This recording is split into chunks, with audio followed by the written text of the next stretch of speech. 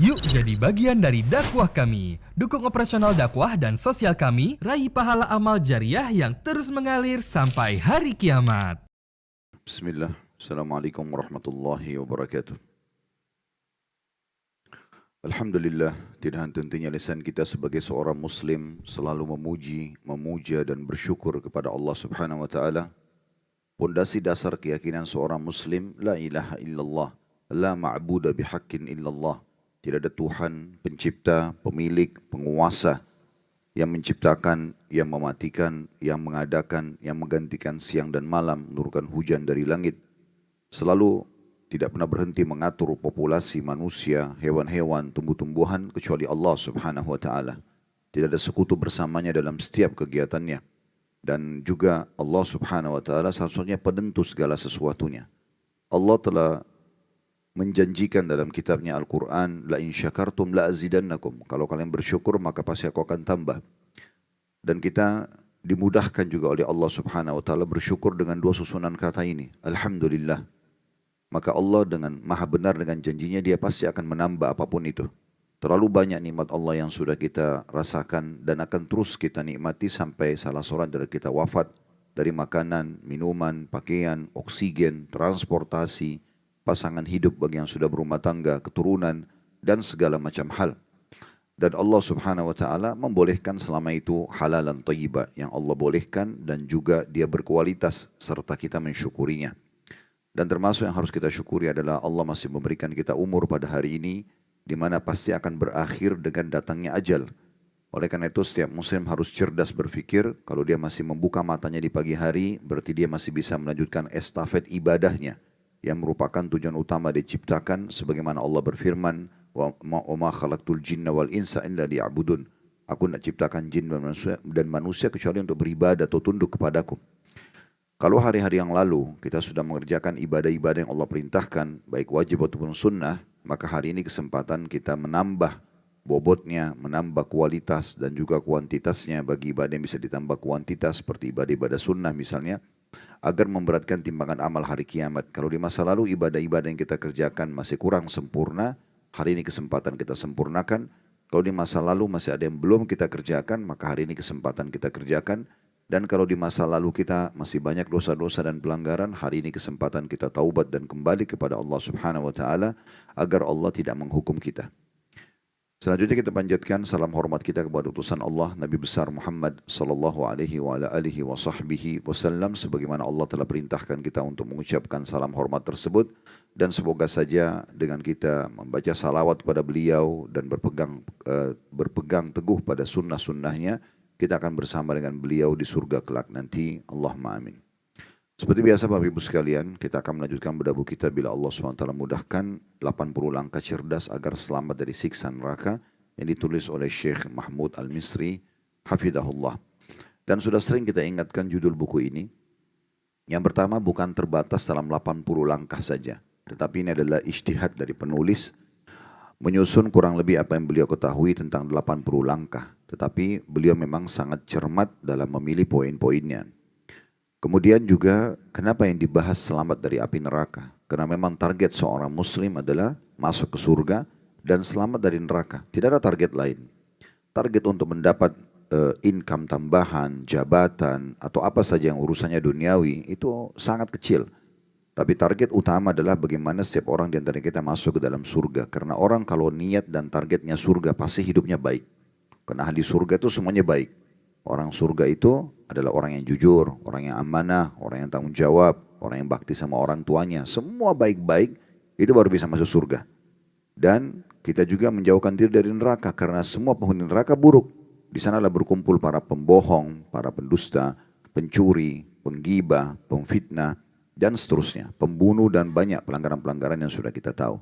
Oleh karena itu jadikan target utama kita ini, sehingga tentu kita akan aman dalam kehidupan dunia ini, karena kita akan menjadi orang yang baik dan jauh dari segala macam keburukan. Nah, itu kurang lebih gambaran tentang judul kita, dan alhamdulillah kita sudah menyelesaikan dari 80 langkah cerdas itu 37 langkah. Dan langkah ke-37 yang lalu kita sudah jelaskan, mulailah dengan kebaikan dan tutuplah dengan kebaikan, maka surga untukmu. Maksudnya mulai hidup dari pagi dengan kebaikan dan tutup juga dengan kebaikan. Sehingga dalam 24 jam itu semuanya isinya adalah ketaatan dan ibadah kepada Allah Subhanahu wa taala. Baik, kita akan bahas sekarang lanjutan dari 80 langkah, yaitu langkah ke-38, masalah menyambung haji dan umrah. Mungkin sebelum kita baca dalil, dan sebuah dalil saja yang diangkat oleh Syekh Mahmud, dan kita akan panjang lebar seperti biasa menambahkan syarah atau penjelasan. Namun perlu saya titik beratkan beberapa poin dulu supaya kita fahami masalah haji dan umrah. Yang pertama, haji dan umrah ini adalah satu kesatuan. Secara hukum, pendapat Imam Syafi'i rahimahullah, haji itu wajib untuk pertama kalinya sebagaimana umrah juga wajib pertama kalinya. Dan beliau menukil perkataan Ibnu Abbas radhiyallahu anhuma, di mana pada saat beliau menafsirkan surah Al-Baqarah ayat 196 yang berbunyi Allah mengatakan wa atimmul hajja wal umrata lillah, dan sempurnakanlah haji juga umrah karena Allah. Kata Ibnu Abbas radhiyallahu anhu, andai saja umrah itu tidak sehukum dengan haji, maka Allah tidak akan partnerkan dalam ayat ini. Oleh karena itu, mereka berpendapat bahwasanya umrah dan haji yang pertama hukumnya wajib. Kalau yang kedua, yang ketiga, yang ke-10 itu adalah hukumnya sunnah. Ini dulu yang pertama. Yang kedua, kita tahu rukun Islam ada 5, tidak asing buat kita, 2 kalimat syahadat, salat 5 waktu, zakat, kemudian puasa Ramadan dan haji. Dari 5 rukun Islam ini dibagi 3 lagi oleh para ulama. Yang pertama ada wajib, tidak ada toleransi. Tanpanya orang bisa kafir. 2 kalimat syahadat dan salat. Apalagi kalau salat ini orang membangkang, mengatakan tidak ada salat. Disepakati oleh para ulama hukumnya kafir. Dia harus syahadat lagi kalau dia mau memperbaiki. Beda dengan orang yang tinggalkan salat, main-main saja atau malas-malesan gitu ya, itu masih dosa besar. Tapi kalau dia bangkang, dia pungkiri hukum sholat, maka kufur. Yang kedua, masih wajib tapi masih boleh diganti di hari lain bagi orang yang punya udzur, itu puasa Ramadan. Kita tahu orang yang musafir, orang sakit, wanita haid, nifas bisa diganti hari yang lain, tapi tetap wajib. Yang ketiga jadi yang ingin kita titik beratkan pada kesempatan ini, yaitu wajib tapi bagi orang yang mampu. Itulah zakat dan haji. Berapa banyak umat Islam yang memahami bahwasanya bagi yang mampu, dia pertemukan dengan keadaan dia sekarang. Sederhana sekali, standar sekali. Misalnya, saya kan belum punya uang, saya belum punya perusahaan, belum punya pendapatan atau income yang pasti, maka untuk apa saya pikirkan zakat? Gak perlu. Bahkan posisi saya masih mustahik, bukan muzaki. Orang yang berhak terima zakat dan bukan orang yang wajib mengeluarkan zakat, sehingga dia sepanjang hidupnya tidak pernah mau mikirkan zakat, bahkan sampai meninggal tidak pernah ada niat sedikit pun untuk zakat. Begitu juga dengan haji. Haji kan bagi yang mampu. Ya udah, saya belum punya uang, belum punya tabungan, berarti saya dianggap belum mampu. Ya udah, nggak usah saya pikirin. Kemudian dia sampai meninggal pun tidak haji. Apakah orang seperti ini berdosa? Jawabannya tidak. Tetapi ada yang luput dari dia. Apa yang luput itu? Luput dia untuk meraih pahala 2 ibadah ini walaupun dengan niatnya. Karena innamal a'malu binniyat. Harusnya setiap orang di antara kita walaupun kondisinya miskin, belum mampu secara finansial untuk zakat, sehingga berubah dari mustahik kepada muzakki, atau dia mengerjakan haji sebagaimana orang-orang yang sudah mampu secara finansial pergi haji, dia niatkan. Innamal a'malu binniyat. Semua sesuai dengan niatnya. Ya. Sehingga kita bisa mendapatkan hadis Nabi SAW yang sahih, man hamma bihasanatin walam ya'malha kutiba lahu hasanatun kamilah. Siapa yang niat mengerjakan satu kebaikan, maka akan dicatatkan baginya 1 pahala lengkap ibadah itu walaupun dia belum mengerjakan. Contoh, kita mau tidur malam, niat sholat tahajud. Walaupun kita tidak bangun, kebablasan, dapat pahalanya. Lalu kata Nabi SAW, sama dengan haji, sama dengan zakat. Jadi kita niat, semoga saja satu waktu sebelum meninggal saya bisa keluarin zakat. Semoga saya bisa haji, walaupun cuma sekali seumur hidup misalnya. Maka niat ini bisa mendatangkan pahala ibadah itu, dan dia meninggal dalam kondisi sudah menyempurnakan rukun Islamnya. Dan kata Nabi SAW, fa'in amilaha, kalau dia sempat melakukannya, karena dia sudah niat dan Allah mudahkan, misalnya satu waktu, mungkin umur 20, 30, 40 belum keluarin zakat, tapi mungkin di umur 60 Allah mudahkan dia keluarin zakat. Mungkin di umur 60 Allah mudahin dia haji. Berapa banyak jemaah haji kita sampai didorong kursi roda sudah tua pergi haji. Memang waktunya pada saat itu dia mengerjakannya.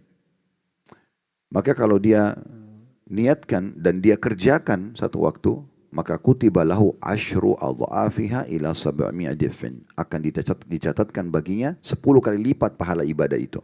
Sampai 700 kali lipat. Bahkan kelipatan-kelipatan yang banyak.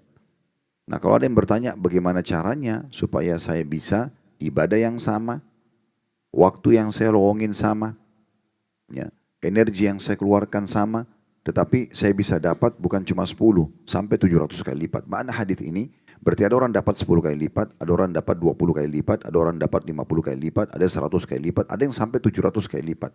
Apa yang membedakan kira-kira? Sementara ibadah yang dikerjakan sama, waktu yang dilowongkan juga sama, energi yang dikeluarkan sama. Ada 3 poin. Yang pertama kadar keikhlasan. Kadar keikhlasan. Beda pahalanya si A sama si B. Kalau si A ikhlasnya 100%, si B cuma 70%. Beda pahalanya. Ya, beda pahalanya dengan orang yang cuma 50% keikhlasannya. Beda pahalanya. Yang kedua adalah bagaimana seseorang itu memarketingkan atau ya, memasarkan ibadah itu. Menawarkan ke orang lain. Misal, daripada kita sendirian pergi masjid, kita ajak orang lain juga pergi masjid. Tawarkan kepada teman-teman, share di grup misalnya. Mungkin ada 10 orang dari 100 orang di grup kita, di grup WA misalnya, atau di medsos kita yang ikut. Maka kita dapat pahala sholat kita juga dapat pahala 10 orang itu. Nah sholatnya sama, energi yang kita keluarkan sama saja, waktu yang dikerjakan juga sama, tapi pahalanya berbeda. Makin banyak orang yang kita ajak dan makin banyak orang dapat hidayah, maka makin banyak pahala yang kita dapatkan. Sejalan dengan sabda Nabi SAW, "Man dalla ala khairin kana lahu mithlu ajri fa'ili min ghairi an yanqus min ajri fa'ili syai'a." Siapa yang menunjukkan pada satu kebaikan, maka dia akan mendapatkan pahala orang yang mengikutinya tanpa mengurangi pahala orang yang mengikuti tersebut. Misalnya kita ajak orang sholat, kita dapat 10 pahala, angka 10 cuma contoh, orang yang kita ajak dapat juga 10. Maka kita akan mendapatkan 20 pahala. 10 pahala kita, 10 pahala dari dia tanpa mengurangi pahala dari dia. Yang ketiga adalah kemasan. Bagaimana kita mengemas ibadah itu. Ya, beda orang yang bangun tengah malam, kebetulan misalnya subuh 4:30, contoh, dia bangun jam 4. Kemudian kebetulan terbangun, lalu dia bilang ya sudahlah saya sholat tahajud aja. Belum ada niat sebelum tidur. Dia langsung aja bangun ya sholat. Dia wudhu, dia sholat. Ya udah ada sejadah, nggak ada sejadah ya nggak masalah. Dia pikir di lantai kamarnya nggak ada masalah, bersih. Dia sholat. Mungkin dia juga baca surah yang terfikir saja pada saat itu.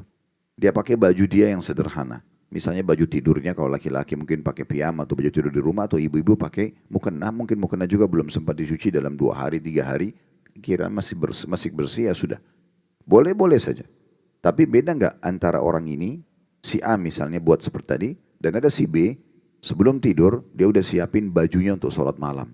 Baju sudah dicuci bersih, mukena sudah dicuci bersih, ya, pakai wangi-wangian di rumah menghadap dengan Allah boleh. Wanita pun boleh membubuhi minyak wangi di mukenahnya. Sejadah sudah dipilih, dibubuhi minyak wangi. Dia juga sudah bunyiin alarm. Memang targetnya bangun jam 3:30 atau jam 4. Kemudian dia mungkin pada saat bangun dia mandi, niatnya karena mau bertemu dengan Allah. Semua ini kemasan namanya. Beda pahalanya dengan si A tadi yang asal-asalan saja. Contoh yang lain, ada orang bertemu dengan orang miskin di pinggir jalan, kemudian dia memberikan uang, apa yang ada di kantongnya. 5.000, 10.000 rupiah, uangnya lecek, uangnya baru, uangnya sama aja bagi dia. Karena tiba-tiba, spontanitas gitu. Beda sekali pahalanya dengan orang sebelum keluar rumah memang sudah disisipkan uang di kantong dia, atau di dompet dia, atau di tas dia. Kalau ibu-ibu misalnya 100.000 yang masih grass, yang masih bersih, ya khusus untuk sedekah. Nah ini kemasan namanya, beda. Membuka puasakan orang dengan hanya sekedar memberikan ala kadarnya, dengan orang yang masak sendiri, orang yang cari restoran terbaik, beda. Kemasan ini akan dinilai oleh Allah Subhanahu wa ta'ala. Kalau sudah pernah dengar hadis Nabi SAW yang beliau bersabda kepada para ummahatil mu'minin, istri-istri beliau, beliau mengatakan, seseorang di antara kalian yang akan menyusulku pertama kali nanti setelah aku wafat adalah yang paling panjang tangannya. Kata Aisyah radhiyallahu anha, setelah hadis ini, kami para istri Nabi kalau bertemu kami selalu mengukur panjang tangan kami. Dan kami memahami makna hadis ini justru setelah Zainab binti Jahash radhiyallahu anha meninggal. Ini istri Nabi yang pertama menyusul Nabi, namanya Zainab. Dan kata Aisyah itu kami fahami karena Zainab ini yang dimaksud dengan panjang tangan ini adalah orang yang paling bagus sedekahnya. Karena istri Nabi semuanya dermawan, suka bersedekah. Tapi Zainab ini kalau mau memberi makan orang, dia nggak beli makanan jadi. Dia masak sendiri, itu kemasannya. Kalau dia mau memberikan baju perang, dia tidak beli dari pasar, dia jahit sendiri. Nah ini namanya kemasannya. Jadi kemasan dalam ibadah itu penting sekali. Ya, bagaimana kita memberikan. Kalau Anda memberikan makanan kepada orang, makanan bekas saja, dengan Anda memberi makanan porsi yang sama dengan yang kita makan, itu kemasan namanya. Ya, ada orang kan kadang-kadang kasih bagi aja dia makanannya kan daripada dibuang. Nah itu kan beda pahalanya dengan orang yang makan di satu restoran Padang misalnya, dia makan dia puas 100.000 rupiah. Dia beli porsi yang sama, dia berikan ke tukang parkir, dia berikan orang pengumpul di pinggir jalan. Itu namanya kemasan, itu berarti dia bagus gitu ya. Dia memang bersedekah maksimal di jalan Allah subhanahu wa ta'ala tanpa harus melihat siapa menerima, tapi transaksi antara dia sama Allah subhanahu wa ta'ala. Nah seperti itu kurang lebih. Jadi kita sebenarnya bisa dapat pahala banyak. Nah dalam masalah haji dan umroh, jangan terus menerus teman-teman sekalian, saya kan belum mampu. Ya udah deh, tiap tahun kita lihat tetangga kita, kerabat kita nonton di berita, orang pada pergi haji. Penuh tawaf, penuh sa'i, orang bersaing meraih, mengejar surganya Allah SWT. Sementara kita duduk cuma mengatakan, oh orang itu haji ya, oh rame ya. Apa manfaatnya? Gak ada manfaatnya. Niatkan dalam hati, aplikasikan hadis ini. Ya. Bahwasanya siapa yang niat mengerjakan satu kebaikan, Allah akan catatkan baginya satu pahala lengkap. Kalau dia kerjakan nanti dapat 10 kali lipat sampai 700 kali lipat. Kita punya dalil ini. Sehingga jangan disia-siakan. Dan ini saya sering sampaikan di pengajian-pengajian kami. Setiap peluang ibadah apapun. Di Jakarta kalau kita lewatin Istiqlal, bisa nampung sampai berapa? 250.000 jemaah atau lebih. Kurang lebih, saya kalau tidak salah pernah dengar begitu ya. Misal, daripada kita lihat cuma mengatakan, oh Istiqlal ini besar ya, Istiqlal ini simbolnya Jakarta atau simbolnya Muslimin Indonesia. Apa manfaatnya? Gak ada manfaat buat kita, gak ada manfaat bagi para pendirinya. Tapi kalau kita bilang misalnya, ya Allah, kalau seandainya engkau memberikan aku peluang seperti pembangun masjid ini, aku akan buat yang sama. Bukan mustahil dengan niatnya itu Allah kasih dia pahala Istiqlal. Walaupun dia belum bangun. Ya. Karena itu ada dalilnya. Kita berbicara dengan dalil. Kata Nabi SAW, manusia 4 golongan. Yang pertama yang paling baik bi afdhalil manazil adalah orang yang Allah kasih ilmu dan harta. Dia udah kaya, dia udah pintar dan dia habiskan keduanya di jalan Allah. Hartanya habis dibangun masjid, rumah anak yatim, kegiatan-kegiatan sosial segala macam dan ilmunya pun diajarkan. Ini orang yang paling baik. Makanya jadikan dalam doa kita Bapak Ibu sekalian, ya Allah karuniakanlah aku ilmu dan harta dan jadikan aku menghabiskannya di jalan-Mu. Ini termasuk doa yang mulia. Kemudian golongan yang kedua adalah yang Allah kasih ilmu, dia tahu teorinya tapi tidak punya harta. Dia tahu nih bangun masjid pahalanya besar, rumah anak yatim, pesantren, dia tahu pahalanya besar. Tapi dia nggak punya kemampuan finansial. Apa kata Nabi SAW? Tapi dia dengan kejujuran niatnya, begitu ya, dengan kejujurannya dia mengatakan, ya Allah, andai saja engkau memberikan aku seperti orang itu, maksudnya ditunjuk golongan pertama tadi yang banyak bangun masjid dan seterusnya, pesantren, rumah anak yatim, tahfidz atau apalah, maka aku akan berbuat seperti dia. Kata Nabi SAW, maka dia dengan kejujuran niatnya, fahuma fi ajri sawa, maka mereka sama pahalanya. Jadi sebenarnya kita bisa meraih pahala semua orang berbuat baik, walaupun kita tidak bisa melakukannya. Asal betul-betul kita jujur niat kita dengan Allah. Nah ini cuma tinggal mengatur niat saja. Ya. Bayangkan kalau ada orang yang sudah punya 100 pesantren, 100 tempat tahfidz Quran, sudah sekian banyak membantu orang miskin bersedekah, lalu kita bilang kita betul tidak mampu, bukan orang yang punya kemampuan lalu sengaja cuma niat saja, nggak bisa. Memang kita nggak mampu, kita belum mendapatkan rezeki seperti mereka, maka kita bisa niat kalau betul-betul tulus kepada Allah, kalau engkau memberikan aku seperti dia ya Allah, kau akan buat yang sama, maka pahalanya sama, kan gitu. Sebaliknya golongan yang ketiga, yang Allah kasih harta tapi tidak punya ilmu, ini orang bodoh, tidak faham mana halal haram. Jadi dia bangun diskotik, bar, karaoke, dosa-dosa. Maka kata Nabi SAW, hada bi akhbathil manazil. Ini orang yang paling buruk kedudukannya. Karena hartanya habis untuk maksiat saja, membawa dia ke neraka. Golongan keempat lebih buruk lagi. Tidak punya harta, tidak punya ilmu.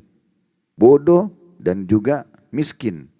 Tapi lucunya, dia mengikuti dan dengan niatnya dia mau seperti golongan ketiga. Yang banyak bangun bar, diskotik ini, dia bilang, kalau saya juga punya harta, saya akan buat seperti dia. Apa kata Nabi SAW? Maka dia dengan niatnya, fahuma fi wazri sawa, maka sama dosanya. Ya. Jadi hati-hati, jangan niat ingin seperti orang-orang yang maksiat itu. Walaupun melimpah hartanya, walaupun mobilnya mewah. Jangan, akan sama dosanya. Dia yang buat kita panen dosa untuk apa? Selalu arahnya kepada kebaikan. Nah ini bisa Bapak Ibu tarik kepada semua jenis ibadah. Tidak harus haji dan umroh saja. Apa saja itu ya. Jadi semua kebaikan orang bisa kita panen pahalanya dengan niat kita. Nah, ini hal kedua yang saya ingin titik beratkan dalam masalah pembukaan masalah haji dan umroh. Karena banyak orang bahasan haji umroh sudah deh saya nggak usah dengar. Toh saya juga belum mampu. Padahal sebenarnya dia bisa dapat pahalanya. Kan gitu. Dia bisa tahu itu. Yang ketiga yang terakhir dalam pembukaan kita Bapak Ibu sekalian. Haji dan umroh ini panggilan. Panggilan dari Allah Subhanahu wa taala. Mayoritas orang yang berangkat haji dan umroh bukan orang mampu secara finansial. Bukan. Ya. Mana lebih banyak? Orang yang ikut haji reguler atau orang yang ikut ONH plus? Reguler. Pemerintah kita juga membagi regulasi visa itu 92% untuk reguler, 8% saja untuk travel-travel itu. Yang orang punya kemampuan. Mayoritas orang yang hadir di Arafah, di Mina, di Musdalifah, orang tidak mampu. Orang lama nabung. Tapi kenapa mereka bisa datang? Panggilan, Allah panggil mereka. Sebaliknya berapa banyak orang yang mampu secara finansial belum berangkat-berangkat. Saya hampir tiap tahun alhamdulillah bimbing jemaah. Banyak di antara jemaah kita itu sudah tua, rambutnya sudah ubanan semua. Saya tanya, Bapak sudah pernah haji? Belum pernah. Baru pertama kali mau haji. Padahal dia orang mampu dari muda. Mana dari masa mudanya? Kalau dia haji dari awal masa mudanya, itu berapa banyak haji yang dia bisa panen pahalanya. Kalau dia bisa haji 30-40 kali kan besar sekali pahalanya. Nah ini contohnya gitu kan. Jadi teman-teman sekalian ini panggilan. Allah Subhanahu wa taala ingin melihat keseriusan kita. Coba merengek, coba manja kepada Allah. Minta agar dimudahkan. Saya bertemu dengan beberapa owner travel ya. Kemudian kami berbicara, subhanallah hampir semua sama. Ada memang owner travel, haji dan umroh itu punya kemampuan finansial. Ada yang memang tidak punya. Tapi dia pengen sekali punya travel, pengen sekali bolak-balik balik Mekah dan Madinah. Banyak yang ngomong sama saya, ternyata betul Allah kasih dia. Karena niatnya. Ya Allah SWT berikan. Jadi Allah melihat keseriusan kita. Ya. Jangan selalu yang muncul di benak kita bisikan-bisikan syaitan seakan-akan berat haji dan umrah itu. Ya, selain biayanya besar, jaraknya jauh. Oh kalau Ka'bah itu tawafnya selalu penuh, ya, padat sekali misalnya. Ya kalau kita mau tunggu tawaf kosong buat kita tidak akan terjadi sampai hari kiamat. Orang semua berebut memang. Terus mau nunggu nanti di Arafah tidak panas, ya tunggulah sampai hari kiamat. Kan gitu. Gak bakal pergi. Ya kan gitu. Karena ada orang biasa begitu ya. Kenapa nggak haji? Padat sekali, panas. Ya udah tunggu aja. Gak bakal dapat sampai meninggal gitu kan. Saya pernah bicara sama sahabat saya di Madinah. Waktu itu Ramadan. Kebetulan saya umrah sama ayah saya rahimahullah. Kemudian saya telepon dia, apa kabar, baik sehat gini. Terus tidak sengaja saya bilang, kamu sudah umrah Ramadan belum? Karena umrah Ramadan kan sama dengan pahala haji bersama Nabi gitu. Terus dia bilang belum. Saya bilang kenapa? Dia dalam bahasa Arab, pakai bahasa ammiyah, bukan bahasa fusha. Bahasa pasarannya orang-orang sana. Dia bilang, Makkah zahmah. Mekah itu penuh. Padat sekali. Lalu saya jawab dia, saya katakan, kamu mau tunggu Mekah itu hilang, kosong buat kamu sendiri? Langsung dia terdiam, baru dia tersenyum. Artinya, Ramadan memang pahala umrohnya sama dengan haji. Biayanya biaya umroh, kegiatan umroh tapi pahalanya haji. Ya pasti orang berebut. Di mana ada gula, di sana ada semut. Kan gitu. Nah kalau kita sendiri tidak mau, tidak niat, atau bahkan kita niatnya terbalik, ya sudahlah, gak usah, karena padat sekali. Ada orang juga begitu ya, pulang haji dan umroh ini sekaligus kita lengkapkan bahasan di mukaddimah ini. Pas pulang haji punya umroh ditanya sama orang mungkin kerabatnya, mau haji dan umroh? Udah deh, udah satu kali yang penting udah tahu. Ya innamal a'malu binniyat. Dia maunya satu kali ya satu kali Allah kasih. Daripada orang enggak, saya mau pergi haji. Oh ya insya Allah kalau Allah panggil mudah-mudahan saya bisa berangkat lagi. Allah kasih. Ada orang berulang-ulang pergi haji, berulang pergi umroh karena memang dia niatkan, gitu ya. Jadi bahasan haji umroh ini teman-teman bukan hanya bagi orang yang mampu. Bukan nanti tunggu kita punya mampu finansial, kita daftar baru kita belajar. Tapi memang kita niatkan dari awal. Allah melihat ketulusan kita. Ya, bukan mustahil seseorang itu pergi haji walaupun dia tidak mampu finansial. Berapa banyak orang yang dibiayai oleh orang lain. Dia tiba-tiba dapat bonus haji, ada panggilan, banyak sekali hal-hal yang seperti ini. Nah haji dan umroh ini termasuk ibadah yang dianjurkan untuk diulang-ulangi. Nah, diulang-ulangi. Beranjak daripada hadis Nabi SAW ini yang diangkat oleh penulis di sini. Dan memang ini hadis yang sangat jelas berhubungan dengan masalah perintah mengulang-ulangi ibadah ini. Dari umroh ke umroh, dari umroh ke haji, dari haji ke umroh, dari umroh ke umroh. Haji ke haji, semua diulang-ulangi. haji depannya lagi, atau haji kapan lagi kita berangkat, atau haji ke umroh, atau umroh ke haji, atau umroh ke umroh. Terus saja. Ya. Sesuai dengan sabda Nabi SAW, tabi'u bainal haji wal umrah. Ya. Sambunglah antara haji dan umrah itu, maksudnya rutinkan. Selalu ulang-ulangi. Sudah saya berikan tadi di mukaddimah ya. Ini bukan masalah urusan duit, urusan panggilan, urusan ketulusan Anda. Bagaimana Anda mohon dan merengek dan manja kepada Allah Subhanahu wa taala. Allah kasih. Ya. Kata Nabi SAW, tabi'u. Ya. Semua umat ini dipanggil. Ayo, sambunglah, kerjakan, rutinkan haji dan umrah itu. Apa yang kami dapatkan ya Rasulullah kalau kami rutin haji dan umrah? Kata Nabi SAW, فَإِنَّهُمَا يَنْفِيَانِ الْفَقْرَ وَالذُّنُوبَ كَمَا يَنْفِي الْكِيرُ خَبَثَ الْحَدِيدِ وَالذَّهَبِ وَالْفِضَّةِ. Karena keduanya itu, umrah dan haji kalau rutin dikerjakan, diulang-ulang, benar-benar akan mengikis habis, menghilangkan secara totalitas. Apa itu? Pertama, kefakiran, kesusahan hidup. Tidak ada orang pulang haji umrah atau miskin, asal dia tulus karena Allah. Ini jaminan dari Nabi SAW. Apalagi kalau rutin dikerjakan, selesai, clear. Ya, ini salah satu kunci orang bisa selamat dari permasalahan hidupnya, dari kemiskinannya. Nabi sebutkan fakr. Itu yang pertama yang didapatkan sampai dia kalau dia rutin. Yang kedua, az-zunub, dosa-dosa. Ya, yang paling banyak membuat hidup seseorang itu sengsara karena dosanya kepada Allah. Maka ini dibersihkan, dikikis habis. Apa kata Nabi SAW? Berikan perumpamaan. Seperti ya, pandai besi, ya, mengikis habis, ya, atau buapan atau ubah di sini dikatakannya ubub ini mengikis habis ampas dari besi, karat-karat besi, emas dan perak. Jadi kita lihat bagaimana emas itu kalau mau dimengkilatkan, perak juga begitu, atau besi ada karatnya maka disemprot sama api. Ya, api itu kan mengeluarkan buapannya, ya, sehingga bersih. Nah seperti itu Nabi SAW memberikan perumpamaan, dikikis habis sampai mengkilat kembali semua benda-benda ini. Nah begitu juga orang yang mengerjakan ibadah haji dan umrah. Lalu kata Nabi SAW, وَلَيْسَ لِلْحَجَّةِ الْمَبْرُورَةِ ثَوَابٌ إِلَّا الْجَنَّةِ. Dan tidak ada balasan haji yang mabrur kecuali surga. Pulang dapat tiket surga. Nah ini berhubungan dengan masalah yang ditulis oleh penulis Hafidahullah berhubungan dengan masalah haji dan umrah. Baik, sekarang kita masuk ke syarah lebih jauh. Sebenarnya seperti apa keutamaan-keutamaan haji dan umrah. Teman-teman sekalian, setiap kali Anda mau mengerjakan satu perbuatan ibadah apapun sifatnya, kami sarankan sebelum kerjakan Anda cari tahu dulu apa yang Anda dapatkan kalau kerjakan ibadah itu. Biasanya dalam bahasa-bahasa ceramah ustadz-ustadz kita itu disebutkan fadilah, keutamaannya. Tidak ada satu jenis ibadah pun yang diperintahkan dalam syariat Allah SWT kecuali pasti Anda dapat balasan. Tidak ada, sekecil apapun itu. Ya, وَمَنْ يَعْمَلْ مِثْقَالَ ذَرَّةٍ خَيْرًا يَرَهُ. Siapa berbuat seperti biji sawi dari kebaikan, berarti ada kebaikan yang kecilnya seperti biji sawi, akan diperlihatkan dan diberikan balasan. Sebagaimana juga dosa. وَمَنْ يَعْمَلْ مِثْقَالَ ذَرَّةٍ شَرًّا يَرَهُ. Siapa yang berbuat seperti biji sawi dari dosa pasti akan diperlihatkan dan dihukum. Ya.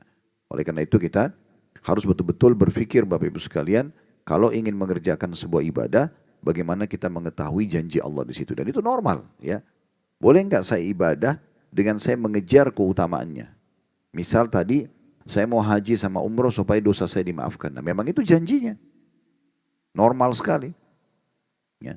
Boleh enggak saya ikut berjihad supaya saya mati syahid dan saya masuk surga bisa berikan syafaat 70 keluarga saya. Nah, memang itu janjinya. Jadi kita mengejar keutamaan ibadah tersebut, menyempurnakan ibadah itu. Karena kita jadi semangat itu ya. Mirip orang kalau masuk tanding, dia tahu kalau dia juara satu dia akan dapat apa. Maka dia mengejar. Itu normal saja. Sebagaimana juga kita kalau mau meninggalkan dan menjauhkan diri dari pelanggaran, kita membaca ancaman Allah Subhanahu wa ta'ala. Semua dosa ada ancamannya. Zina ada ancamannya, riba ada ancamannya, mencuri, ghibah, fitnah, semua ada ancamannya. Baca ancamannya supaya kita tidak berani melakukannya. Nah ini biasa ulama simpulkan di dalam buku-buku judul mereka At-Targhib dan At-Tarhib. At-Targhib dari dalil yang menjelaskan tentang motivasi mengerjakan sebuah ibadah. At-Tarhib adalah ancaman bagi dosa-dosa yang akan dikerjakan. Nah, di antara tentu kalau kita bicara masalah keutamaan haji umrah ini banyak sekali. Saya bacakan dari kitab Sahih At-Targhib Tarhib milik Al-Mundhiri rahimahullah dan disahihkan oleh Syekh Albani dalam kitab haji di jilid 3-nya. Itu ada banyak sekali bab-bab tentang masalah haji ini. Banyak sekali dirincikan oleh beliau bab khusus masalah haji. Ada kurang lebih ya dalam kitab haji beliau ini ada 16 bab. 16 bab. Satu babnya itu terdiri dari sekian banyak hadis, ya. Mungkin minimal satu bab itu bisa 2 atau 3 hadis gitu ya. Kalau kita ada juga yang sampai 10 hadis, ada yang sampai belasan hadis. Intinya ada ratusan hadis yang berhubungan dengan masalah haji dan umrah ini. Ya. Kita tidak mungkin nukil semuanya, tapi kita akan coba sortir sebagian hadis, ya, yang saya yakin ini sudah mewakili sebenarnya. Di antaranya di bab nomor 1-nya, anjuran melaksanakan ibadah haji dan umrah dan hukum orang yang berangkat ibadah haji dan umrah lalu meninggal dunia di sana. Apa yang dia dapatkan? Di antara hadisnya adalah hadis yang sahih diriwayatkan oleh Bukhari Muslim dari hadis Abu Hurairah radhiyallahu anhu. Dia berkata, "Su'ila Rasulullah sallallahu alaihi wasallam ayyul amali afdal?" Qala imanun billahi wa rasulih. Qila thumma madza? Qala al-jihadu fi sabilillah. Qila thumma madza? Qala hajjum mabrur. Rasulullah SAW pernah ditanya, amal apa yang paling utama? Yang paling Allah cintai, paling besar pahalanya, paling cepat memasukkan surga, mengangkat derajat, mengampuni dosa-dosa. Itu kurang lebih maknanya. Ya. Maka beliau menjawab, beriman kepada Allah dan Rasulnya. Yakin Tuhan kita Allah tidak menyekutukannya dan kita mengikuti Rasulullah SAW. Lalu ditanyakan kepada beliau, kemudian apa lagi? Maka kata Nabi SAW, berjihad di jalan Allah. Lalu kemudian ditanya lagi, kemudian apa lagi? Yang ketiga kata Nabi SAW, haji yang mabrur. Haji yang mabrur. Dan beliau mengaitkan hadis ini dengan hadis yang lain tentang masalah makna mabrur. Mabrur adalah mengikuti syarat dan ketentuan dan juga ada amal-amal bagi jemaah haji dan jemaah umrah kalau dikerjakan bisa menyempurnakan mabrurnya. Yaitu hadis yang berbunyi inna birral haji it'amut ta'am wa tayyibul kalam. Ya, termasuk penyebab haji mabrur adalah memberi makan orang-orang. Makanya kalau lagi umrah haji sedekah makanan di sana. Ya, ini biasanya kalau kami lagi pandu jemaah yang ikut bersama kami di Uhud Tour, selalu ajak mereka. Ini kegiatan sosial di Mekah. Ya, ya. Ini coba sedekah di sini. Ini untuk tahfidz Quran. Ini untuk memberi makan. Ini untuk membantu orang-orang yang sedang sakit, berobat gratis dan segala macam itu. Tapi intinya kita berbagi makanan termasuk penyebab haji yang mabrur dan juga bertutur kata yang baik. Ya, sejalan dengan makna tidak ada ya pertikaian, tidak ada kata-kata jorok, cacian dan seterusnya. Kemudian hadis yang selanjutnya masih dari sahabat yang sama Abu Hurairah radhiyallahu anhu dan hadis ini hadis Bukhari, Muslim, An-Nasai, hadis sahih. Dia mengatakan aku mendengarkan Rasulullah SAW bersabda, "Man hajja falam yarfuth walam yafsuq, raja'a min dhunubi kayomi waladatu ummuh." Barang siapa yang berhaji lalu dia tidak berkata kotor dan tidak pula berbuat dosa-dosa atau kefasikan, niscaya ia akan kembali diampuni dari dosa-dosanya seperti hari ia saat dilahirkan oleh ibunya. Jadi artinya pulang dalam kondisi tidak ada dosa sama sekali. Dan dalam riwayat Tirmidzi masih kurang lebih semakna hadis ini, "Ghufira lahu ma taqaddama min dzambi." Akan diampuni dosa-dosanya yang telah lalu. Kemudian selanjutnya ada hadis juga yang menyebutkan tentang keutamaan ini cukup banyak tentunya. Bagi orang-orang yang merasa lemah secara fisik, kemudian pengecut, memang begitu dalam riwayatnya, tidak berani pergi medan perang, maka haji dan umrah menjadi solusi mendapatkan pahala jihad. Sebagaimana hadis yang sahih diriwayatkan oleh Tabarani dalam Mu'jamul Kabir dan Mu'jamul Awsat dan semua perawinya thiqah terpercaya. Dari hadis Al-Husain bin Ali radhiyallahu anhuma, cucu Nabi SAW, dia berkata, "Ja'a rajulun ila Nabi SAW faqal, inni jabanun wa inni dha'if."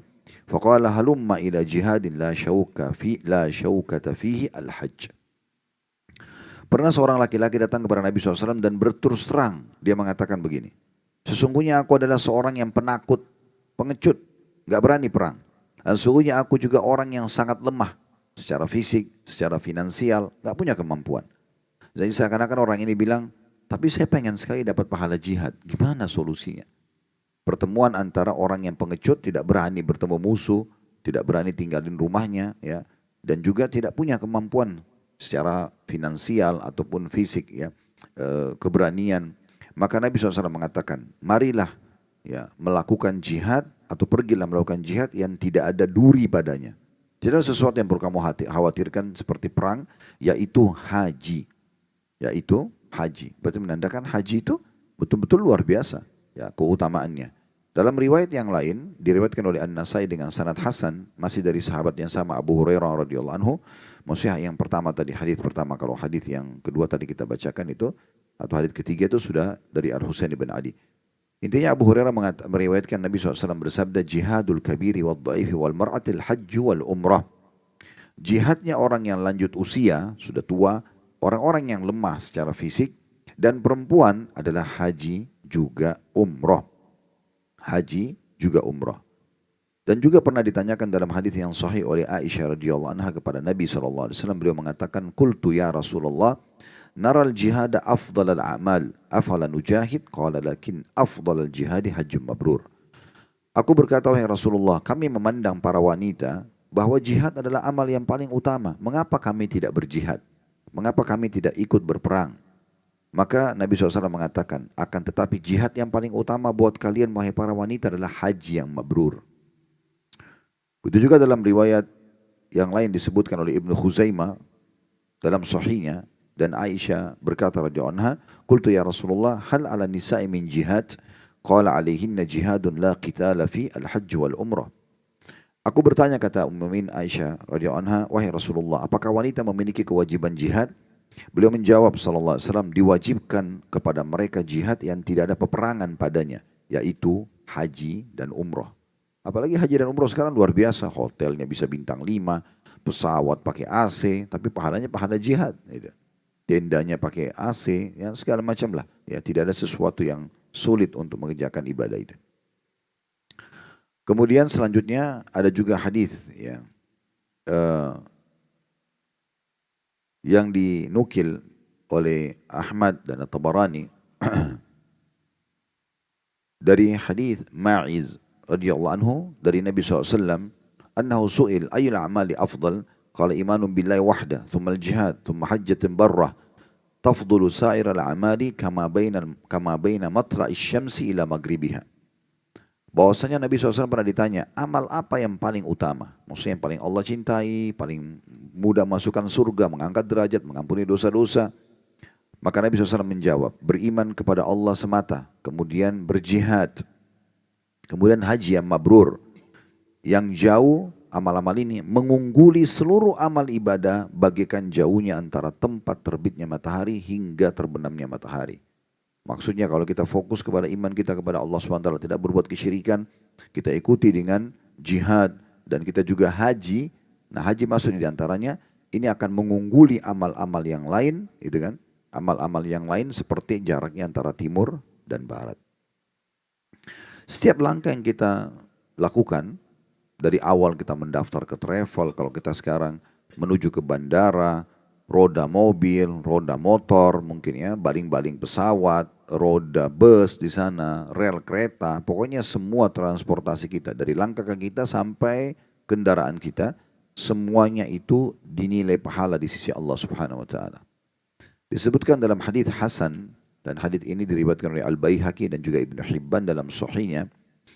Dari hadis Ibnu Umar radhiyallahu anhu bahwasanya Rasulullah SAW bersabda, "Ma tarfa'u ibilul haji rijlan wa la tada'u yadan illa kataballahu lahu biha hasana aw maha anhu sayya aw rafa'ahu biha daraja."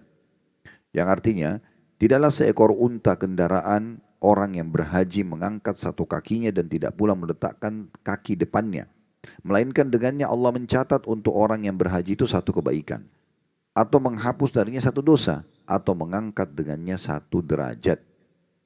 Jadi maksudnya setiap langkah kaki tunggangan kita itu akan dicatat pahala, kemudian dihapus dosa dan diangkat derajat.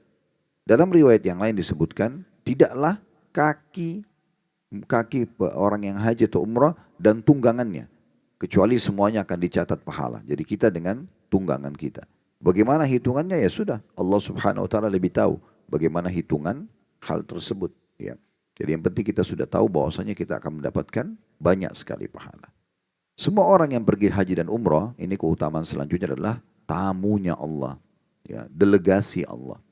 Kita bisa bayangkan kalau seandainya kita tiba-tiba dapat undangan dari presiden akan datang ke Istana Merdeka hari Sabtu nanti tanggal 11 Juli misalnya, ya, di sana dapat undangan khusus. Ya, kira-kira seperti apa kita ini menjadi tamu sekarang? Saya yakin kita akan pilih baju terbaik, kita akan juga meluangkan semua waktu ya, waktu itu hanya untuk itu saja, kita akan batalkan semua janji kita atau apa saja, karena kita akan ketemu dengan presiden misalnya. Kita anggap pemimpin negara, orang yang dikenal dan dimuliakan oleh masyarakat atau penduduk Indonesia lah misalnya gitu ya, masyarakat Indonesia. Nah itu dipanggil oleh manusia, wajar saya kita bangga. Tetapi orang kalau pergi haji dan umroh itu tamunya sang pencipta Allah, raja di atas raja semuanya. Ini bukan main-main itu. Ya. Sesuai dengan hadis yang hasan yang diriwayatkan oleh Al-Bazzar dari Jabir radhiyallahu anhu, dia berkata, "Al-hujjaju wal umar wafdullah da'ahum fa'ajabu wa sa'alu fa'atahum." Para jemaah haji dan jemaah umrah adalah para delegasi Allah, tamu-tamu khususnya Allah. Allah memanggil mereka, lalu mereka pun memenuhi panggilannya. Dan mereka memohon kepadanya berdoa, maka Allah pun akan memberikan jawaban atas doa mereka. Dalam riwayat yang hasan lain, dari Ibnu Umar, Nabi SAW bersabda mirip-mirip dengan ini, Al-ghazi fi sabilillah wal hajj wal mu'tamir wafdullah da'ahum fa'ajabu wa sa'aluhu fa'atahum. Orang-orang yang berperang, berjihad di jalan Allah, orang-orang yang haji dan orang-orang yang umroh adalah para delegasi Allah. Allah memanggil mereka, lalu mereka pun memenuhi panggilannya. Dan mereka memohon kepadanya, lalu dia pun mengabulkannya. Ya. Dalam riwayat yang lain juga dengan sahih, diriwayatkan Ibnu Khuzaimah dan Ibnu Hibban dalam sahih keduanya, dari hadits Abu Hurairah radhiyallahu anhu, kata Nabi SAW, wafdullahi thalatha, delegasi Allah itu ada 3, al-hajj wal mu'tamir wal ghazi. Orang yang haji, orang yang umrah, dan juga orang yang sedang berperang. Sekarang ada pertanyaan kecil dari hadits ini Bapak Ibu sekalian. Coba direnungi baik-baik ya. Kan di sini kata Nabi SAW, para jemaah haji dan jemaah umrah adalah delegasi Allah. Allah memanggil mereka. Maka mereka pun menjawab panggilannya. Sekarang pertanyaan, bagaimana kita tahu Allah panggil kita? Saya kasih contoh dulu sholat supaya mudah difahami. Tadi waktu kita sholat duhur, dari mana Bapak Ibu tahu kalau Bapak Ibu sedang dipanggil Allah untuk sholat? Dari azan, ya, dari muadzin. Sadar nggak kita Bapak Ibu sekalian, sebenarnya muadzin itu cuma menjalankan tugas. Semua lafaz azan sama. Hayya 'alas shalah, hayya 'alal falah. Ayo sholat, ayo menuju ke kemenangan. Mau orang Melayu, mau orang Arab, mau orang bule, mau orang hitam di Afrika, azannya sama nggak? Sama. Bahasanya sama nggak? Sama. Nggak boleh ganti bahasa Indonesia, nggak boleh ganti bahasa Inggris, harus bahasa Arab itu. Berarti kan ini ada satu sistem. Yang mau nggak mau kalau kita renungi berarti ada yang ngatur nih. Jadi sebenarnya mereka yang bertugas, yang memanggil adalah Allah. Allah yang panggil itu. Nah ini perlu kita renungi. Sehingga nanti Bapak Ibu kalau lagi jalan di jalan dengar azan, jangan anggap itu, ini kan muadzin saya nggak kenal. Nggak mampir sholat. Yang panggilan dia itu Allah. Langsung mampir. Nggak usah lihat muadzinnya, nggak usah lihat masjidnya. Mampir dimanapun sedang azan. Karena Anda memahami sedang dipanggil oleh Allah. Ini bedanya antara orang faham ini panggilan Allah dengan ini cuma panggilan muadzin. Jelas dalam sini nggak? Nah. Kalau haji dan umrah, sedekah juga misalnya, semua itu panggilan Allah dari mana? Tidak ada azannya.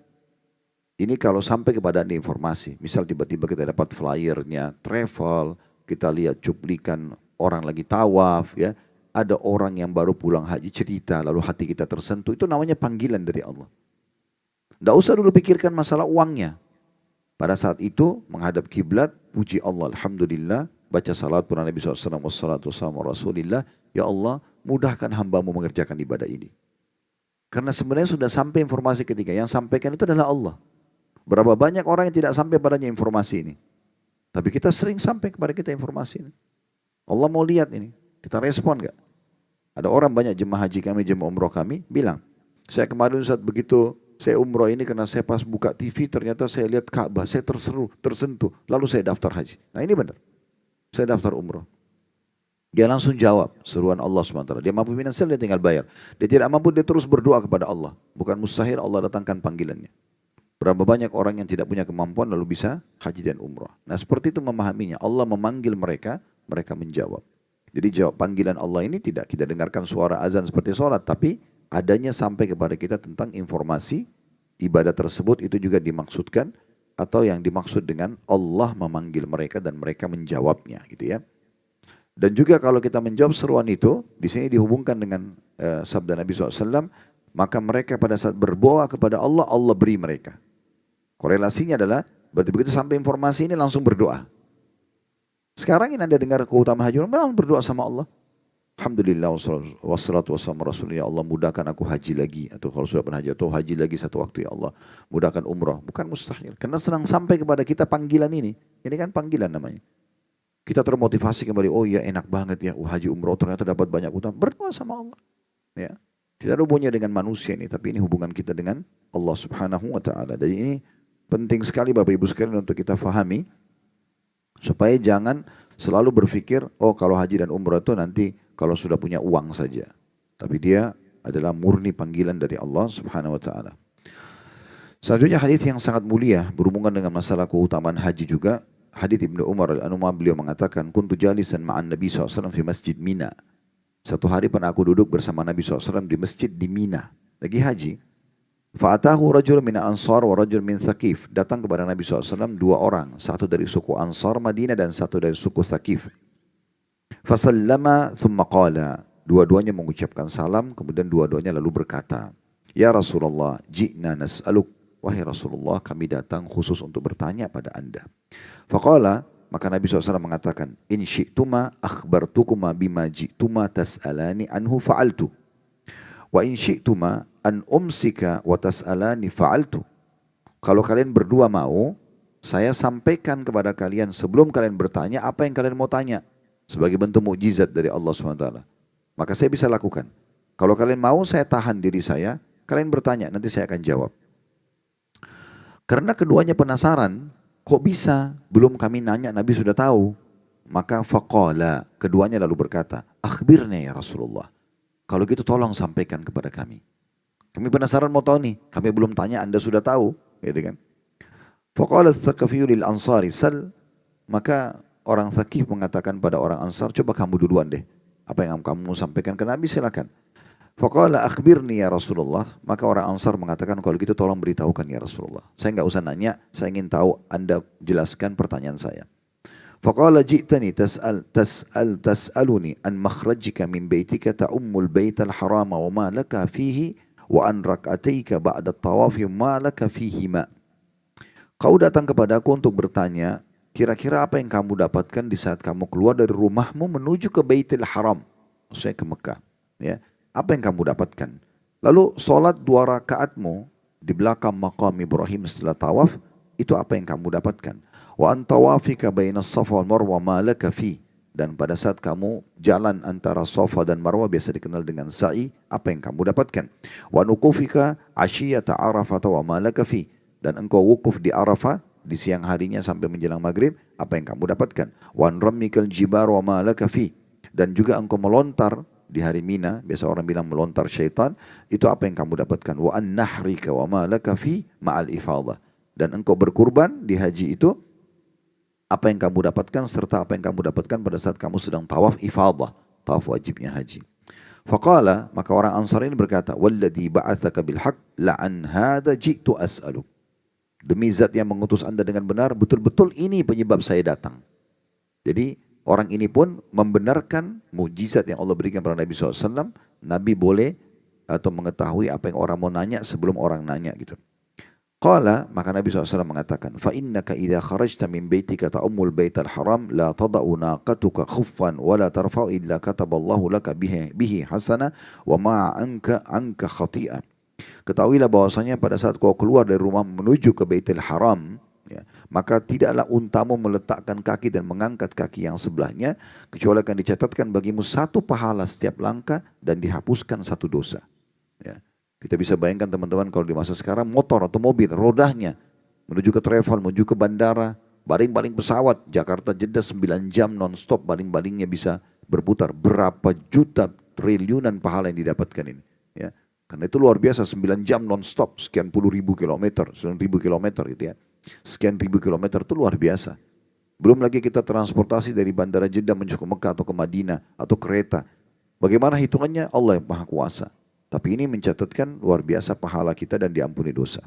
Wa ammarak ataka ba'da tawafi ka'idki rakabati min bani Ismail. Sedangkan 2 rakaat yang kau kerjakan setelah tawaf di belakang maqam Ibrahim, pahalanya sama dengan bebasin 1 budak dari anak keturunan Ismail. Ya, kalau teman-teman sudah tahu, setelah tawaf 7 kali, kita sunnahnya sholat di belakang maqam Ibrahim. Ini 2-3 menit. Sunnahnya rakaat pertama Al-Fatihah sama Al-Kafirun, rakaat kedua Al-Fatihah sama Al-Ikhlas. Sebentar sekali. Itu sudah cukup dapat pahala seperti bebasin budak. Supaya Anda juga lebih tahu, lebih luas lagi. Kata Nabi SAW, siapa yang bebasin seorang budak muslim, maka budak yang dibebaskan itu akan menjadi penyebab dia selamat dari api neraka. Anggota tubuh orang itu dengan anggota tubuh yang bebaskan. Mata dengan mata, telinga dengan telinga, tangan dengan tangan, kaki dengan kaki, bahkan kemaluan dengan kemaluan. Contoh Bilal dibebaskan oleh Abu Bakar. Abu Bakar jadi selamat dari neraka dengan seluruh anggota tubuh Bilal dibebasin tubuhnya Abu Bakar. Makin banyak bebasin budak maka makin banyak pahala. Sekian banyak keutamanya. Tapi kita di masa sekarang tidak ada budak. Bagaimana kita dapat keutamaan ini? Salat 2 rakaat di belakang makam Ibrahim. Wa amma tawafuka bis Safa wal Marwah ka itki 70 raqabah. Sementara kamu jalan antara Safa dan Marwah 7 kali. Safa, Marwah sekali. Marwah ke Safa 2. Safa ke Marwah 3. Marwah ke Safa 4. Safa ke Marwah 5. Marwah ke Safa 6. Yang terakhir Safa ke Marwah 7. 7 kali ini mendapatkan pahala bebasin 70 budak. Ya. Safa dan Marwah, jalan antara Safa itu bebas, pahalanya sama dengan bebasin 70 budak. Ini bukan main-main, berarti dari Safa ke Marwah 10 budak. Marwah ke Safa 10 budak. Selesai semuanya, kurang lebih mungkin ini setengah jam, 40 menit. Paling lama orang kalau santai 1 jam lah. Gitu kan? Dapat bebasin 70 budak. Ya. Wa amma wuqufuka asyiyata Arafah. Sementara wukufmu hari Arafah tanggal 9 Zulhijjah, fa inna Allah yahbitu ila sama'id dunya fayubahi bikumul malaika. Maka pada saat itu Allah turun ke langit bumi dengan kemahabesaran dan maha kuasanya, kita imani apa adanya. Dan dia membanggakan kalian di depan para malaikatnya. Yaqul, seraya Allah berfirman, ibadi ja'uni syu'than min kulli fajjin amiq yarjuna rahmati. Lihatlah hamba-hambaku itu berdebu. Mereka datang dari tempat-tempat yang jauh untuk mengharapkan rahmatku. Falau kanat dhunubukum ka'adadi raml. Ketahuilah bahwa orang yang hadir di Arafah, kalau dosa-dosa kalian sebanyak butiran pasir, au kaqatril matar, atau seperti tetesan air hujan, au kazabadil bahri lagafartuha, atau seperti buih di lautan. Kita lihat air laut itu karena asin, dia kalau terhempas biasanya ada buihnya, ada kayak busa-busa kecil. Nah, sebanyak itu pun semua akan aku ampuni. Ini kalau orang renungi dengan iman teman-teman, kalau dosa kita sebanyak butiran pasir, itu pasir di bangunan ini saja sudah banyak banget kalau kita hitung. Bagaimana kalau seluruh muka bumi ini? Kalau dosa kita seperti itu pun, seperti tetesan air hujan. Musim hujan biasa 3 bulan jalan, hampir seluruh wilayah Indonesia kena hujan. Berapa banyak tetesan air hujan? Dan bukan cuma Indonesia, seluruh dunia air hujan itu. Dan buih-buih yang ada di lautan, kalau sebanyak itu pun Allah mengatakan aku akan bersihkan. Afidu ibadi maghfuran lakum waliman syafa'tum lahu. Maka bubarlah kalian dari Arafah ini hamba-hambaku dalam kondisi sudah diampuni dosa-dosa kalian, dan siapa yang kalian rekomendasikan. Siapa yang kalian bilang, ya Allah ampuni juga saudaraku ini, ampuni ibuku, ayahku. Semua dapat sama. Ya, didoakan. Makanya normal kalau ada saudara kita berangkat, kita mengatakan tolong doain saya. Ya, bagi yang dititipin doa, bilang misalnya, ya Allah aku memohon agar engkau menerima hajat semua orang yang menitipkan doa padaku. Gak usah tulis kertas, tulis semua namanya. Habis waktu nanti. Ya. Ada orang biasa dibaca semua satu persatu. Ini gak ada waktu dia untuk berdoa. Tapi dia bilang misalnya, ya Allah terimalah doa dan hajat semua orang yang titip doa padaku. Selesai. Gitu kan. Selebihnya dia berdoa buat diri dia. Tapi termasuk diterima doa bukan cuma orang yang sedang haji, tapi orang yang nitipkan doa. Wa amram yukal jimar. Adapun engkau melontar ya, jamarat. Ya seorang bilang lontar setan. Falaka bikulli hasatin ramaitaha takfiru kabiratin minal bubiqat. Maka engkau akan mendapatkan 1 butir batu itu pembersihan 1 induk dosa besar yang membinasakan. Ini batu kerikilnya itu kecil sekali. Ini ada 3 garis jari kita. Setengah, 1 garis ini setengahnya lagi. Kecil sekali batu kerikilnya itu. Mungkin paling besar mungkin seukuran setengah jari kita. 1 garis jari kita ini. Ya. Itu teman-teman sekalian, kalau kita akumulasikan jumrah, ya, itu di hari tanggal 10 Zulhijjah, hari Idul Adha, kita melontar 7 butir. Di jumrah Aqabah namanya. Ya, 7 butir. Tanggal 11, 12, dan 13, kita melontar 3 titik. Kecil, sedang, besar. Sugra, usta, Aqabah atau kubra. 7 butir, 7 butir, 7 butir. Berarti tanggal 11 itu ada 21 batu. Tanggal 12, 21 batu. Kalau Anda sempurnakan sampai tanggal 13, 21 batu. Ini kalau diakumulasikan 70 batu. 7 di tanggal 10, 21 tanggal 11, 21 tanggal 12, 21 tanggal 13. Kalau dikumpul 21 kali 3, 63. Tambah 7, 70. 70 dosa besar. Nabi tambah apa? Mubiqat, yang membinasakan. Induk-induk dosa besar, bersih semua. Ini luar biasa ini. Ya. Ini luar biasa. Jadi perlu direnungi teman-teman sekalian. Saya sering ingatkan jemaah haji. Terlalu banyak jemaah haji kita anggap remeh masalah ini. Tanggal 13 itu, Zulhijjah, memang secara hukum adalah sunnah. Ya. Haji kan 6 hari. Tanggal 8 sampai tanggal 13. Tanggal 8 hari Tarwiyah, sunnah masuk ke Mina. Tapi banyak orang salah faham. Sunnah, mereka ambil definisi fikihnya, apa itu? Mengerjakannya dapat pahala. Ditinggalkan, tidak berdosa. Ya kan? Banyak orang ambil potongan akhirnya. Kenapa kamu enggak sholat sunnah? Kan cuma sunnah. Sunnah kan tidak berdosa. Terus mana potongan awalnya definisi ini? Mengerjakan dapat pahala. Kenapa bukan ini yang dipegang? Kenapa yang dipegang itu justru ditinggalkan tidak usah. Jadi akhirnya dia tidak pernah kerjakan. Karena bagi dia diambil potongan akhir. Ini ngawur ini. Salah gitu. Maaf bahasa saya ini ya. Karena bagi saya terlalu banyak peluang pahala yang hilang dari dia.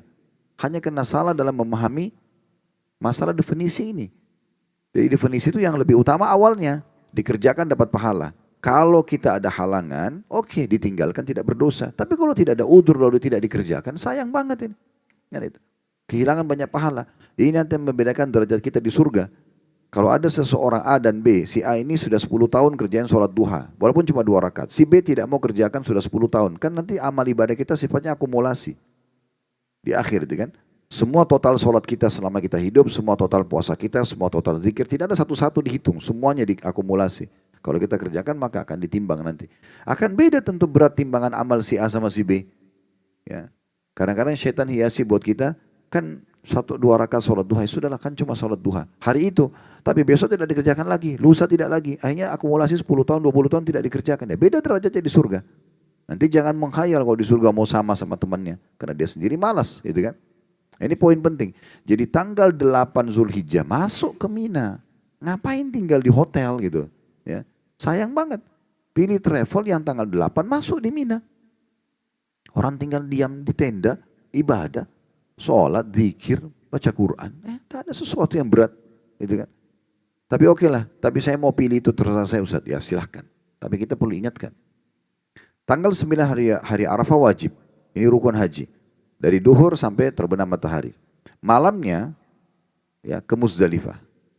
Tanggal 10 Zulhijjah, hari Idul Adha, ini kita mengerjakan satu dari 3 kegiatan, tawaf ifadah, tawaf wajibnya haji, atau kita sebenarnya harus dikerjakan, semua harus dikerjakan. Tapi ini bisa pilihannya ya tawaf ifadah, jumrah aqabah dulu, melontar pada 1 7 butir, tawaf ifadah, tawaf wajibnya haji dengan sa'i, kemudian berkurban bagi orang yang haji tamattu dan qiran gitu ya.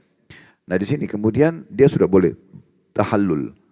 Setelah itu pergi ke Mina nginap. Tanggal 10 itu nginap di Mina. Tanggal 11, 12 ini melontar. 3 titik tadi. Nah tanggal 12 ini banyak orang keluar dari Mina. Karena beralasan ini nafar awal. Boleh nggak keluar? Boleh, selesaikan hajinya tanggal 12.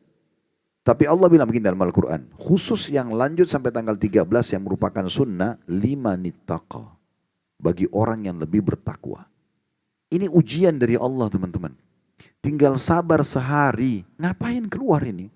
Ya, buru-buru keluar. Bukan tidak boleh. Sampai saya kadang-kadang ibaratkan di pengajian. Kalau Anda menjadi tamu raja. Kemudian diundanglah selama 5 hari. Ya. 5 hari ini setiap hari dikasih makanan kerajaan.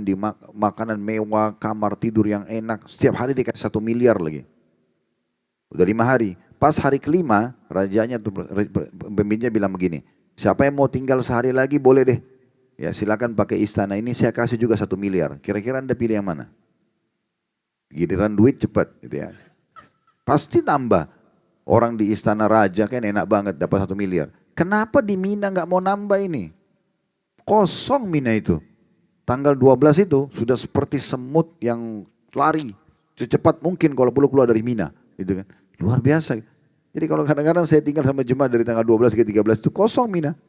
Akhirnya tidak antri lagi makan, kamar mandi tidak antri. Enak banget. Tinggal duduk, taklim, zikir kepada Allah. Besok kita keluar.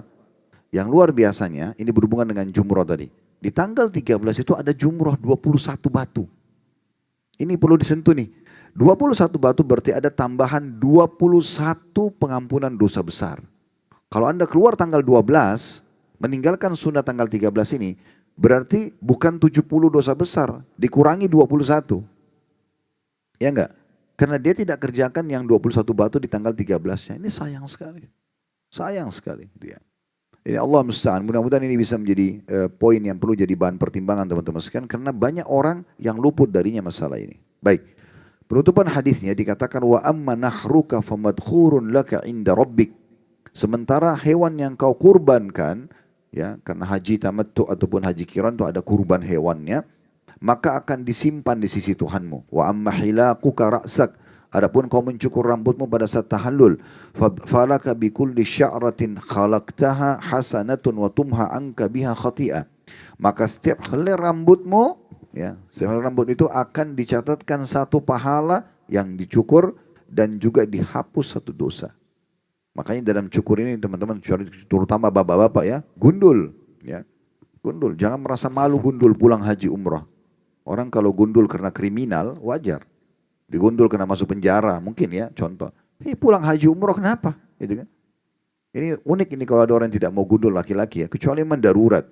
Darurat tidak ada masalah. Ya, maksudnya dia ada beberapa orang teman-teman kita petugas pemilik travel memang dia tidak setiap saat gundul karena dia baru berangkat minggu lalu, minggu depan dia kembali lagi. Ini rambutnya masih tipis sekali. Nah, biasanya memang karena dia berulang-ulang bimbing maka dicukur, tidak masalah. Dengan niat juga mendapatkan sunnah. Saya pun mungkin dari sekian berangkat itu, misalnya dari 10 kali berangkat, kadang-kadang gundul, nanti yang ke-11 atau yang 10, kadang-kadang saya tidak gundul.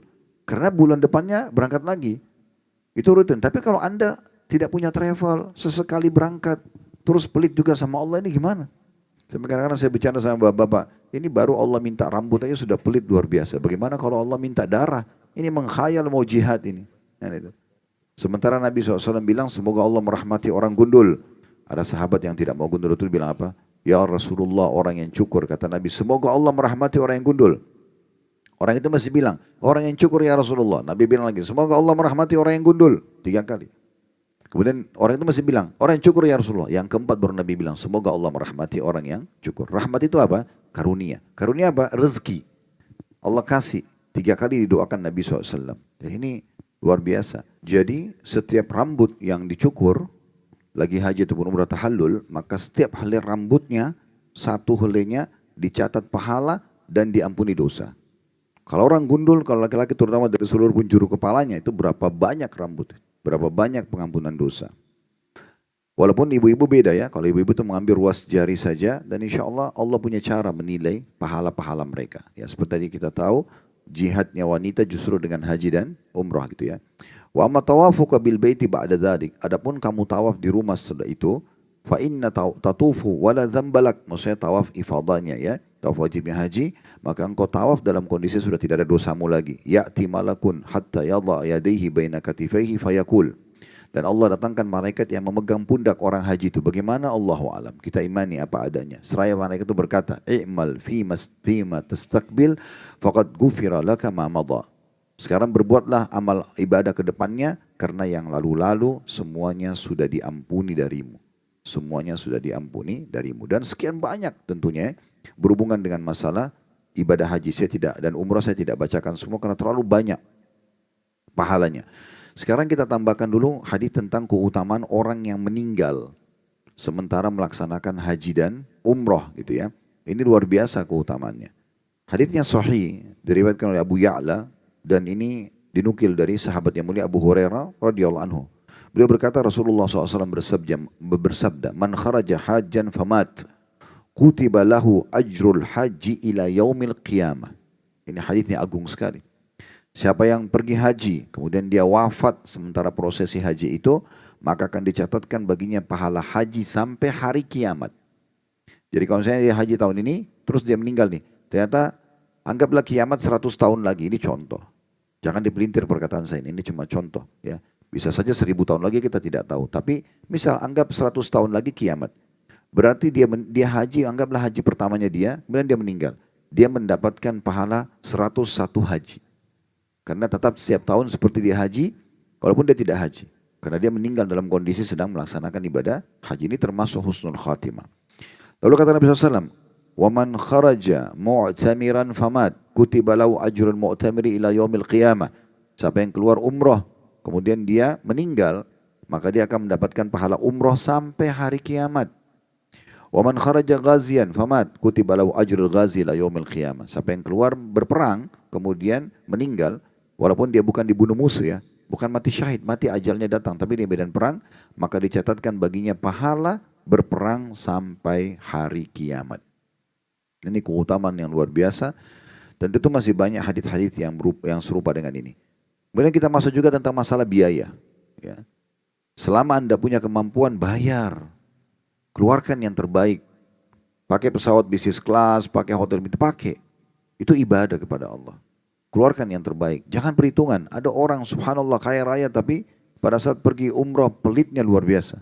Perhitungan luar biasa. Hotelnya udah jauh dari masjid, transportasinya juga biasa, akhirnya pulang haji atau umrah sakit. Ya. Dan saya termasuk ingin membantah sebuah statement yang sering saya dengar ini ya. Dari beberapa jemaah kita, yang penting sampai di Mekah sama Madinah.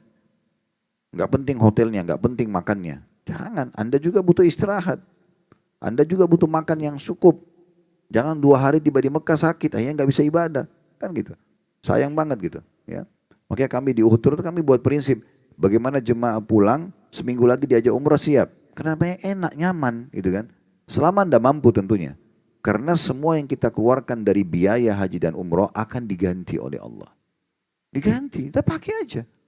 Kenapa harus khawatir kalau diganti? Apalagi kalau Allah ganti itu berlipat-lipat. Perhatikan surah Saba, surah nomor 34 ayat 39, potongan ayat wa ma anfaqtum min syai'in fahuwa yukhlifu. Yang kalian infakkan di jalan Allah maka Allah pasti akan ganti. Ya, dan Allah itu tidak pernah mengganti satu dibalas satu, tidak ada. Juga ada hadis yang diangkat oleh Al-Mundhir rahimahullah di bab kedua tentang anjuran nafkah atau mengeluarkan biaya dalam haji dan umrah dan mengenai orang yang mengeluarkan nafkah untuk keduanya dari harta yang haram. Maksudnya tidak akan diterima kalau dari yang haram. Tapi hadis yang mulia ini adalah hadis dari wanita suci Aisyah radhiyallahu anha ummul mukminin. Beliau mengatakan Rasulullah SAW bersabda ketika sedang umrah kepada Aisyah, inna laki minal ajri ala qadri nasabiki wa nafakatuki. Sesungguhnya pahala yang kamu dapat adalah sesuai dengan kadar kelelahanmu dan nafkah yang kamu keluarkan. Riwayatkan oleh Al-Hakim dan beliau mengatakan sahih berdasarkan syarat Bukhari Muslim. Dan juga dinukil dari riwayat yang lain milik beliau juga, Nabi SAW berkata pada Aisyah, inna ajruki fi umratuki ala qadri nafakatuki. Sesungguhnya pahalamu yang kamu dapatkan ya Aisyah dalam umrah ini sesuai dengan kadar besarnya uang yang kamu keluarkan. Jadi kalau kita keluarkan Allah akan ganti. Dan lebih besar kita keluarkan lebih besar pahalanya. Lalu untuk apa perhitungan teman-teman sekalian? Untuk apa perhitungan? Sayang sekali itu ya. Banyak orang tidak paham masalah ini sehingga yang dicari travel yang paling murah. Kalau Anda tidak mampu nggak ada masalah. Tapi kalau ada kemampuan kenapa susahin diri? Ya, untuk apa? Gitu kan? Ibadah umroh yang paling baik dikerjakan di bulan Ramadan. Kalau Anda bisa cuma sekali setahun, ya Anda jadikan Ramadan. Sekali seumur hidup juga Anda coba kalau bisa jadikan di Ramadan. Karena khusus umroh Ramadan pahalanya haji sama dengan haji bersama Nabi SAW. Cukup banyak riwayat. Di antaranya kata Nabi SAW, innal hajja wal umrah fi sabilillah wa inna umrata fi Ramadan ta'dilu hajjatan au tajzi hajjah. Sungguhnya haji dan umrah itu adalah di jalan Allah. Ya. Dan sungguhnya umrah di bulan Ramadan menyamai 1 kali haji. Dan akan menggantikan 1 kali haji. Walaupun ulama sepakat mengatakan ini tidak menggugurkan wajibnya haji. Tetapi dia bisa mendapatkan pahala itu. Dia bisa mendapatkan pahala itu. Kemudian juga ada riwayat lain bahwasanya Ummu Ma'qil radhiyallahu anha seorang sahabiat berkata begini, ya Rasulullah inni imra'atun qad kabirtu wa saqimtu. Wahai Rasulullah, sungguhnya aku adalah seorang perempuan yang sudah lanjut usia dan banyak sakit. Fahal min amali yujzi'u anni min hajjati? Apakah ada amal yang dapat menggantikan hajiku? Qala umratun fi ramadhana ta'dilu hajjah. Ketahuilah umrah bulan Ramadan sama dengan pahala haji. Dalam riwayat lain dikatakan hajjatan ma'i. Sama dengan pahala haji bersamaku. Sama dengan haji bersamaku. Kita tutup dengan ini teman-teman sekalian karena terlalu banyak hadisnya, tapi kita cukupkan dengan ini, yaitu adanya saksi yang akan diberikan oleh makhluk-makhluk Allah bagi orang yang bertalbiyah. Ya. Disebutkan ada dua buah riwayat ya. Riwayat yang Hasan pertama disebutkan oleh Al-Mundhir ini yang bunyinya kata Nabi SAW, "Wa ma min mu'minin yulabbi lillahi bil hajj illa syahida lahu ma ala yaminihi wa shimali ila munqati'il ard." Dan tidak ada seorang mukmin yang bertalbiyah karena Allah untuk berhaji, melainkan ia akan disaksikan oleh apa saja yang ada di bagian kanan dan kirinya hingga ujung tepi bumi. Sementara riwayat yang kedua, riwayat oleh Tirmidzi masih mirip-mirip dengan ini dari Sahal bin Sa'ad radhiyallahu anhu bahwasanya Rasulullah SAW bersabda, "Ma min mulabbin yulabbi illa labba ma an yamini wa shimali min hajarin au syajarin au madarin hatta tanqati al-ardu min hahuna wa hahuna an yamini wa shimali." Tidaklah seseorang pun, kata Nabi SAW, bertalbiyah. Dia bilang labbaik Allahumma labbaik, itu talbiyah namanya ya. Menjawab panggilan Allah dengan santun, melainkan segala sesuatu yang ada di sebelah kanan dan kirinya ikut bertalbiyah. Baik batu, pohon, ataupun tanah. Hingga tepi bumi di sana dan di sini dari sebelah kanan dan sebelah kirinya. Dua riwayat ini berarti memberikan kepada kita bahwasanya ada kesaksian yang pertama tadi ya. Jadi mereka batu, tanah, apa sajalah di sekitar kanan dan kiri jemaah haji jemaah umrah itu pada saat mereka talbiyah menuju ke Mekah itu akan jadi saksi untuknya hari kiamat. Dan dalam riwayat yang kedua tadi akan mengucapkan talbiyah bersamanya. Dan sekian banyak tentunya keutamaan-keutamaan yang saya bilang tadi ada 16 bab ya. Ini kita baru ambil kurang lebih 2-3 bab saja dan dari itu dari sebagian hadis yang kami sortir. Tapi mudah-mudahan ini sudah mewakili teman-teman sekalian. Intinya kita usahakan agar bisa meniatkan dari awal sebagaimana saya katakan tadi untuk mengerjakan dua ibadah mulia ini karena haji dan umrah adalah panggilan dari Allah Subhanahu wa ta'ala. Allahu a'lam. Orang benar dari Allah silakan diambil dan diamalkan. Kalau salah dari saya mohon dimaafkan dan saya istighfar kepada Allah Subhanahu wa ta'ala. Subhanakallahumma bihamdika asyhadu an la ilaha illa anta astaghfiruka wa atubu ilaik. Wa sallallahu ala nabiyyina wa habibina Muhammadin wa alihi wa sallam. Alhamdulillahi rabbil alamin. Wassalamualaikum warahmatullahi wabarakatuh.